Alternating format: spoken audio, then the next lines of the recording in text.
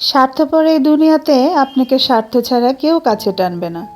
যদি কেউ আপন হওয়ার চেষ্টা করে তাহলে বুঝতে হবে নিশ্চয়ই এর পিছনে কোনো উদ্দেশ্য আছে। আসসালামু আলাইকুম, সবাই কেমন আছেন? আমি আল্লাহর রহমতে এবং আপনাদের দোয়ায় ভালো আছি, আলহামদুলিল্লাহ। আমি এখানে একটা ভর্তা ভাজি করে নিচ্ছিলাম। আমার খুব প্রিয় একটা ভর্তা, কুমড়ার খোসা ভাজা, আর সাথে আলু, পেঁয়াজ, রসুন, মরিচ সব কিছু দিয়ে হলুদ লবণ দিয়ে ভেজে নিচ্ছিলাম। তো আসলে আমি এখানে আপনাদের সঙ্গে আজকে গল্প করতে এসেছি। আমি কাঁচামরিচ দিয়েও ভাজিটা করে নিয়েছিলাম, তারপরেও একটু শুকনা মরিচও ভেজে নিয়েছি যেন একটু ভর্তাতে সুন্দর একটা কালার আসে। ভর্তাটা কিন্তু আমি পাটায় করে নিচ্ছিলাম, কারণ আমার কাছে পাটায় বাটা ভর্তাই বেশি মজা লাগে।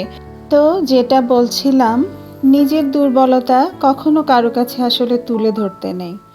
কারণ আপনি যাকে বিশ্বাস করে আপনার দুর্বলতাটা প্রকাশ করবেন, আপনার মনের কষ্টটা আপনি ঘুচানোর চেষ্টা করবেন, একটা সময় দেখবেন ওই বিশ্বস্ত ব্যক্তিটি আপনাকে আঘাত করার জন্য আপনার ওই দুর্বল পয়েন্টটাকে সে অস্ত্র হিসেবে বেছে নেবে। মায়া, ভালোবাসা, অনুভূতি, মানুষ এগুলোর ঊর্ধ্বে নয়, কিন্তু এগুলো যত কম প্রকাশ করবেন, মানুষ আপনাকে আঘাত করার সুযোগ তত কম পাবে। মোট কথা, আপনি আপনার কষ্টের কথাগুলো মানুষকে যত কম বলবেন, মানুষ আপনাকে আঘাত করার সুযোগটা ততটাই কম পাবে। তো আমি এখানে পাটায় ভর্তা করে নিয়ে এই যে ভাত দিয়ে পাটা মুছে খাচ্ছিলাম। এটা নিশ্চয়ই অনেকেরই পছন্দ, আমার তো অনেক পছন্দ।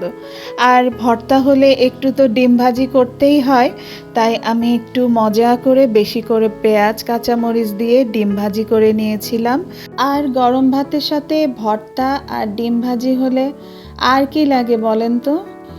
আমার মনে হয় বেশিরভাগ বাঙালিরই ভর্তা অনেক পছন্দ, আর সাথে গরম গরম ডিম ভাজি অনেক মজা। এটা তো একদম অমৃতের মতো। যাই হোক, আমার কাছে তো তাই মনে হয়। আপনাদের কাছে কি মনে হয় অবশ্যই আমাকে জানাবেন।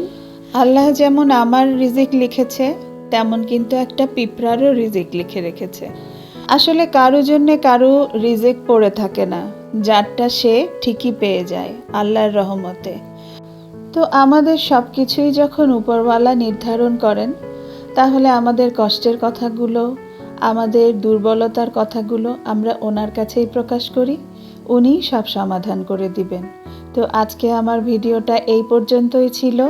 আপনারা সবাই ভালো থাকবেন, সুস্থ থাকবেন, আমার জন্য দোয়া করবেন। এতক্ষণ আমার সঙ্গে থাকার জন্য আপনাদেরকে অনেক ধন্যবাদ। দেখা হবে নেক্সট ভিডিওতে। আল্লাহ হাফেজ।